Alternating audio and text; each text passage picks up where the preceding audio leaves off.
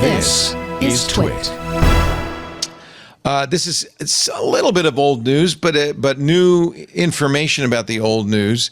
A couple of weeks ago, Google lost in court the lawsuit from the Department of Justice suggesting that Google was a monopoly. The judge agreed, and apparently the DOJ is now considering breaking Google up. You think this is possible? It seems almost impossible. It's like tearing down Mount Rushmore.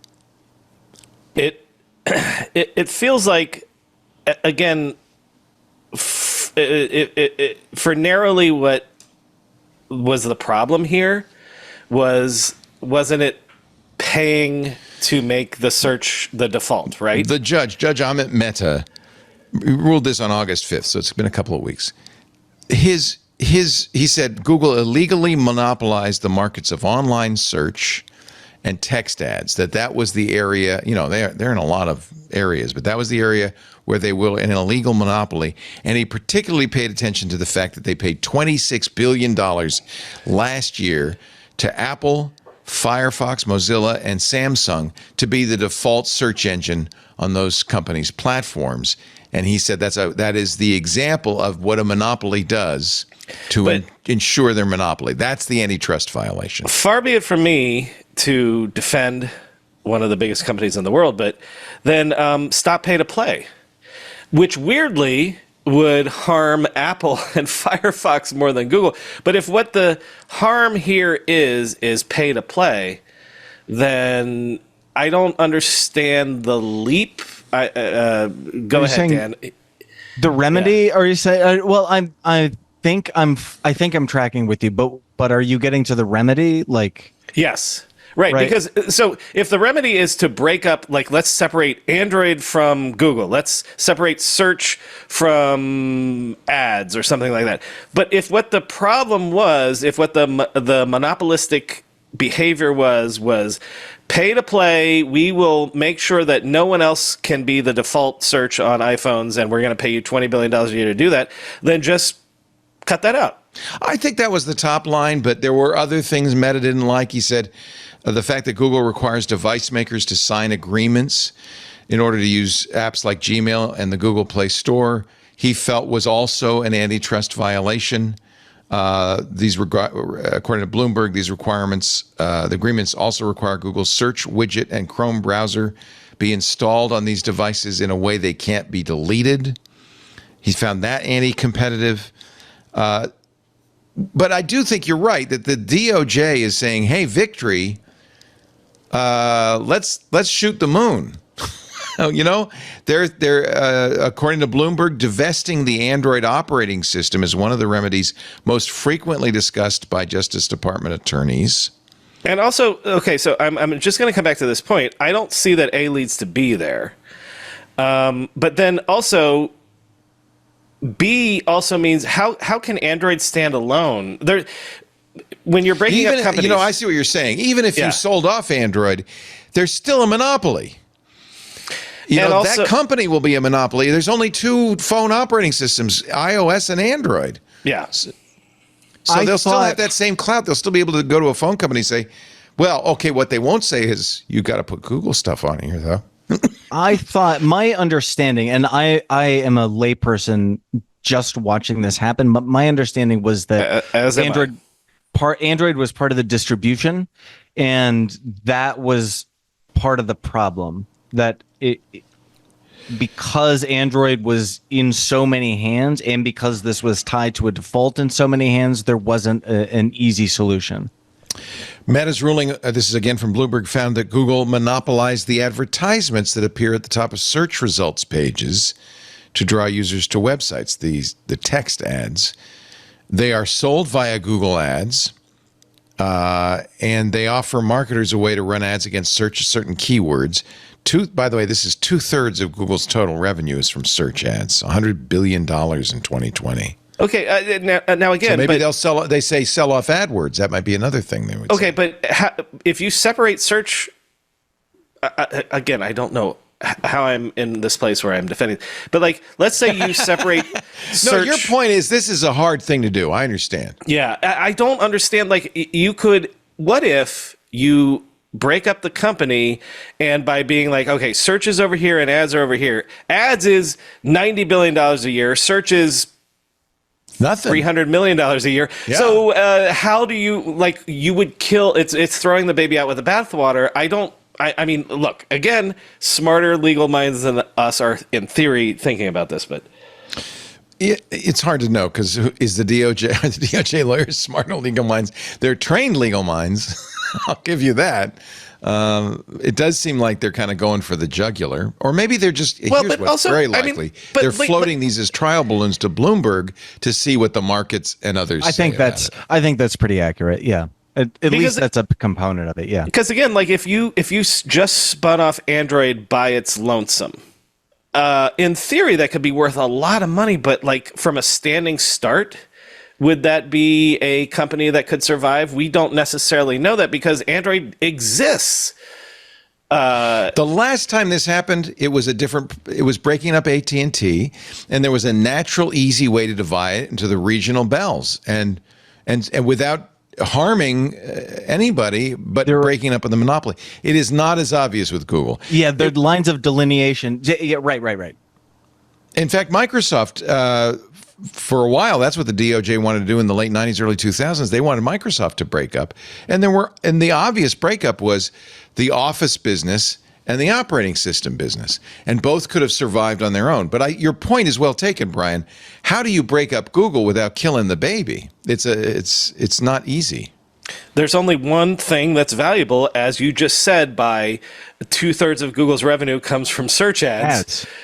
So I don't know how you separate that from search, and then search still lives. Or what if you made them? And by the way, this has not been raised according to Bloomberg. But what if you made them divest YouTube? Oh, that is a clearly delineated. I mean, that's kind of right there. There aren't if there aren't geographic boundaries, right? There could be business boundaries which are blurred by the monetization, and YouTube kind of stands alone. Except for the fact that, again, none of us here are lawyers. That's not what we're talking about. Like, is that a way you could do that? Hey, we are wrapping you on the knuckles for your behavior over here. We want you to divest from this thing over there. Which, by the way, YouTube as a standalone company, I will buy into that as soon as it's available. Well, and that was what Dvorak always said about breaking up Microsoft. You just get two incredibly valuable companies. It's not, there's no punishment. But I don't, again, and you've made this disclaimer, so I'll stipulate it.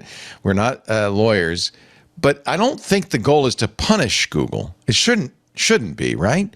This is not, we're not talking about punishment. We're talking about a remedy. Remedy, yeah. And so, and then in which case your point is well taken. Is that a remedy? Does it make things better? Or does it just make Google into a untenable business? A search business without any revenue? Yes. One thing that maybe more doable is Google, and also is being, according to Bloomberg, being considered licensing out the search index. So another option, this is from Bloomberg Direct, would require Google to divest or license its data to rivals like Bing or DuckDuckGo. Then, in theory, could you have, a field with, flowering Googles grow? If that index is available, let 1,000 Googles bloom. Yeah. I was terrible with my metaphor there. Then we're back to the. Well, that's the idea, because right now, I guess the presumption is Google's on top because they have a better index, and no one can seem to compete. Wait. Weirdly, we're at an inflection point where, in theory, if these new AI search things, like if someone help me, the company's Perplexity. name is Perplexity, right? Where it's like, hey, we're not going to send you to a web page. We're just going to summarize the web for you. And then they're cutting deals with publishers and things like that. Maybe the timing is right where that could work, where you could have different offerings for search. Am I crazy? Well, that's of course that's the same thing, right? or something very similar. Arc search, yeah. Yeah, well, it uses Perplexity, actually. Oh, does it? Yeah. Okay. At least mine does. But my Google search index is all just generated now. Well, yeah. Have you seen the latest Google results? They do a whole paragraph of AI above, which I think is of dubious value, to be honest. And if I were the websites creating the content that they're summarizing, I'd be really pissed, because I imagine that's biting into their traffic, eating into their traffic. Well, they're pissed and making deals at the same times. Well, they're making deals if they can. Yeah, if they can. I would be very pissed if I owned a media company. I left a media company in part because there were untenable business models. I would be, if I owned a media company. And look, you can look back in history. I'm not pointing out any one particular tech company, but if I love Brian's history hat. So let's put our history hat on and look at the early days of search, the early days of Google Books, the early days of social, and now AI. The same language was used. Oh, that's what a. I have my that's Pith hat. This is Mr. Livingston, I presume. History hat. Do you have a cigar or a pipe you can smoke? Oh yeah, I've got all sorts of. Oh, there you go. I'm fully equipped. I may not have brought the canary with me, but I got the hats. Oh, there you go. That's a better one. This is the Yosemite history hat. Right. No, I'm sorry. I sidetracked you. No, this is a much better sidetrack. I think media companies have heard the same language from tech firms for the last 2.5 decades. And honestly, we're not going to screw you. Just trust us. Yeah. So there are a couple of things that people have said. One is these kinds of actions by the courts and by the DOJ are so much slower than the rate of change in technology that they're always after the fact. They're too late. And that's the point, I guess, that right now search is kind of being disintermediated by AI search and other tools, and maybe Google doesn't have the monopoly anymore. Just as Microsoft started to lose its internet monopoly right about when the DOJ said, "Hey, I was raising my hand, Leo, to say, do you buy into the idea that the reason that Amazon is an independent company?" And I don't know, Google's an independent company, Facebook's an independent company, is because Microsoft had to sit on their hands for a decade, and they couldn't just absorb. I actually do buy that. I mean, we have no way of knowing, but I do think that the DOJ consent decree with Microsoft and just the chilling effect it had, and we know this is the case from Microsoft executives who said, yeah, we thought of acquiring that company, but then we went, oh no, we better not. We thought of crushing that competition. We thought, oh, the DOJ is not going to like that. That gave Google an opening. Google arose because Microsoft did not crush the competition. They were not allowed to. Boy, that is so smart. I had never thought of that, Brian. That is...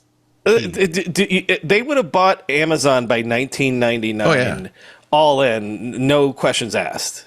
There would be no Amazon. They had Expedia. They launched Expedia themselves and things like that. But again, we don't know though, because honestly, are you sure that they would have managed Amazon as well as Jeff Bezos? Oh, I'm not saying that they would have been successful at doing it, but right. my point was Amazon, an independent company, wouldn't have happened because maybe they would have been. If the DOJ had gone after Amazon in that time frame, Jet would have survived. Hey, does that make you rethink all the acquisitions Google made in the last decade and a half and then squashed? Oh, for sure. Like DoubleClick and stuff like that? Or no, wait. Well, I mean, decade and a half, sorry. Yeah, I mean, for the last 10 or 15 years, the joke about Google has always been that they either buy or start companies and then shut them down. Well, and listen, I am also open to the idea that you can go too far in the other direction where, okay, in this AI moment, companies are having to do weird backflips to do acquisitions in all but name because they can't acquire. And so is that a healthy market where if it's a market that's growing, you can't put together a tool belt of products because the government won't let you acquire your way to putting a tool belt together? And it may be foolish for the Department of Justice to try to preserve the business of search at a time when search is being disintermediated by other tools, when search is dying. A little late, guys. just as Google's going down, you've decided to hit them as a monopolist. I don't know. I also think you can make the case, and I really have believed this forever, that Google is too powerful, too big. If you are not in Google's search index, it doesn't matter if you're in Bing and DuckDuckGo, you don't exist on the internet, right? That's too much power for and speaking of YouTube, Google has screwed up search so much anyway at this point that that's the irony. Google search is terrible. Well, but I'm going to let me just make this point real quick. The only place that old school discovery happens anymore is YouTube. That's a huge part of the case. Yeah. Right. I'm told by I actually know some young people, and they say they don't use Google; they use TikTok for search, which baffles me. How do you search on TikTok? So sorry, I keep jumping in, but ever since this was a part of the case, I've just been itching to talk to people about this. I hear that anecdote all the time, and it might be true, but a huge part of the case was general search, defining general search versus vertical search. And Google for a long time said, we don't really, we're not really a search company. We're all sorts of different things. And if you look at TikTok search, or people used to say that about Twitter. I mean, I heard that about Tumblr back in the day, and Tumblr had the worst search. And Reddit. And Reddit. Right? Everybody has said the same thing about every social network or every whatever it is now. And that vertical search versus general search was a huge part of the reason they said, no, look, just like you guys are saying, Google, you can't imagine search on the web without Google. And whether we agree or disagree that the results have eroded, the consumers have no other option. And while you can search in TikTok or you can search in Twitter, those aren't the same things as a broad search. Sorry. Anyway, I didn't mean to jump in. It was just a huge part of that. Dan, if you don't jump in, you will not be heard. Jump in, by all means. We're all friends here. This is a vigorous conversation. Hey, thank you for watching this little snippet from our big show, the News Roundtable, This Week in Tech. I'm Leo Laporte. Each week we cover the week's tech news, in-depth analysis, but it's also fun and engaging. You'll find it at twit.tv along with all of our shows. And if you want more, just hit the subscribe button, and we'll be sure to bring you a lot more great content. Thanks for listening.